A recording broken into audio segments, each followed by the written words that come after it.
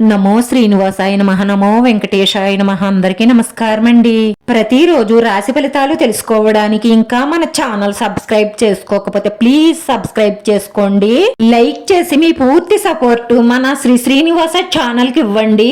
ఈ వారం రాశి ఫలితాలలో గోచార్య రీత్యా వృషభ రాశి వారు ఎటువంటి శుభాశుభ ఫలితాలను పొందుతారో తెలుసుకోవడానికి ఈ మన వీడియోని ఎక్కడా స్కిప్ చేయకుండా చివరి వరకు చూడండి. విదేశాల్లో ఉన్న మీ సంతానం నుంచి శుభవార్తలు వింటారు. సంతాన యోగానికి సంబంధించి తీపి కబురు మీ చెవున పడుతుంది.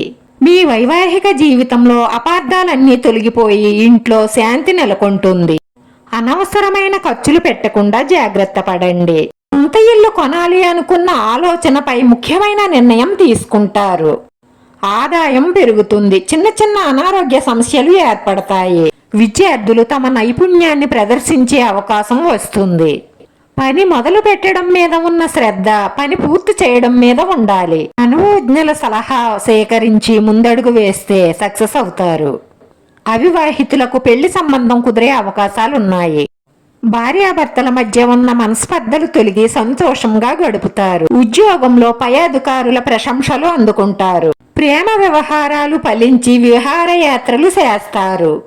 విద్యార్థులు కష్టపడి విజయాలను సాధిస్తారు. ఎవ్వరికి హామీలు ఇవ్వకండి. మీకు ఆత్మవిశ్వాసం ఎక్కువగా ఉంటుంది. వ్యాపారం లాభసాటిగా కొనసాగుతుంది. పేరు ప్రతిష్టలు పెరుగుతాయి. అయితే మీ దూకుడు ప్రవర్తన మాట తీరును గురించి ఎవరితోనైనా మాట పడవలసి వస్తుంది. అనవసరమైన విషయాలకు ప్రసంగాలకు దూరంగా ఉండడం మంచిది. స్థిరాస్తి వృద్ధి చెయ్యాలన్న మీ ఆలోచన విజయవంతం అవుతుంది. పదాలకు దూరంగా ఉండండి. మానసిక ప్రశాంతత తగ్గకుండా చూసుకోండి. ఈ రాశి వారికి శివ పంచాక్షరి మంత్రం అన్ని విధాలా మేలు కలుగుతుంది. ఈ రాశి వారిలో కొందరికి ఒక పెద్ద సంస్థ నుంచి ఉద్యోగంలోకి పిలుపు వస్తుంది. ఆదాయం పెరుగుతుంది. ఇల్లు కానీ స్థలం కానీ కొనే ప్రయత్నం చేస్తారు. మీ సంతానంలో ఒకరికి అనారోగ్య సమస్య వచ్చే అవకాశాలున్నాయి. ప్రేమ వ్యవహారాలలో ఆచితూచి అడుగు వెయ్యండి.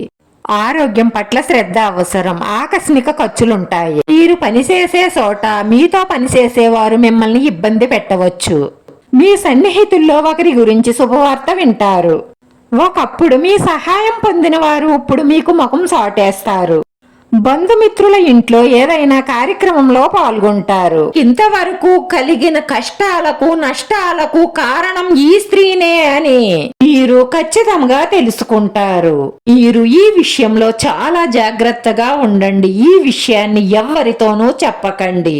ఈ మనసులోనే ఉంచుకొని తెలివితేటలుగా వారి నుంచి ఎలా తప్పించుకోవాలో ఆలోచించండి. తెలివితేటలుగా ఆలోచించి ఈ కష్ట నష్టాల నుంచి బయటపడండి. ఉదయాన్నే భగవద్గీత చదవడం వినడం చెయ్యడం వల్ల మనోధైర్యం పెరుగుతుంది.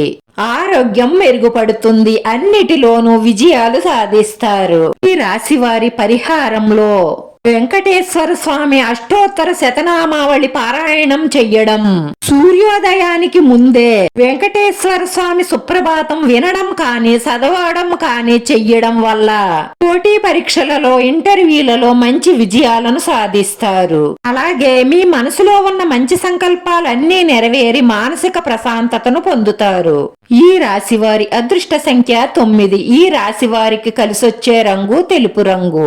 వీడియో నచ్చితే లైక్ చేయండి. మీ లైక్ మాకు ఎంతో విలువైంది. మీరు లైక్ చేయడం వల్ల ఈ వీడియో ఇంకొంతమందికి చేరుతుంది. నా శ్రీనివాస ఛానల్ ని ఆదరించండి. అందరికీ ధన్యవాదాలండి. నమో వెంకటేశాయ నమః.